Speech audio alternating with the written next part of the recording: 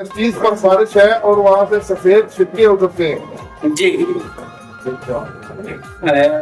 سوال کرنے والے نے بہت معلومات دی تھی کہ اونلی ٹیسٹس کے اوپر خارش اور چھٹکے اترتے ہیں یا اس کے ساتھ رانوں پہ بھی.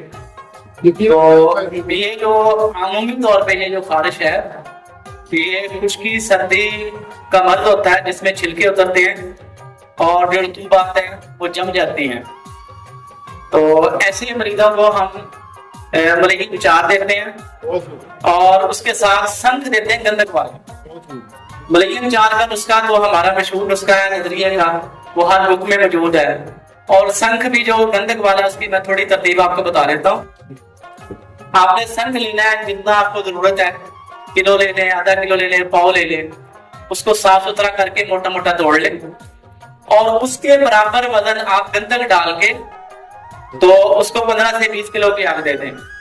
یہاں سنگ پیسن ہو جائے گا تو سنگ کو پیس کے اس کے دوبارہ برابر وزن گندک ڈال کے ان کو یک جان کر کے آپ اس کو 10 کلو کی آگ دیں. اس طرح 3 عمل کر لیں تو یہ سنگ جو ہے پھوڑا، پھنسی، خارش، چمبل، دردر، یہ ہم صداوی تمام امراض میں جو خارش، دردر، چمبل اور جلد کی انفیکشن کے مسائل ہیں ان کے اندر استعمال کراتے ہیں. اس سنگ کا بہت اچھا رزلٹ ملتا ہے جی سورائسس پہ بھی.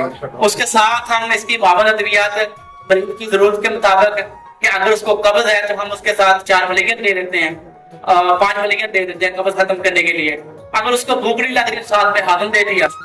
تو لہٰذا اگر انتریفی سوزش ہے تو ساتھ میں سوسی دے دی، ہلدی ملٹی سونف دے دی. تو یہ تو ایک طبیب کا کام ہے کہ جب بھی آپ اس کے پاس مریض آتا ہے تو وہ صرف ایک نسخے کے اوپر فوکس نہ کرے، رٹا نہ لگائے یا تائی نہ بنے، تشخیص کرے اور تشخیص کے مطابق تجویز کرے. ہمیشہ طبیب وہی ہوتا ہے کہ تم مریض کی مرض کی نوعیت اور اس کی صورت نوعیہ کو مد نظر رکھتے ہوئے دوائیوں کا انتخاب کرتا ہے. اور اس کے بعد میرا آج کا جو سیاست کا نسخہ ہے وہ سب سے پہلے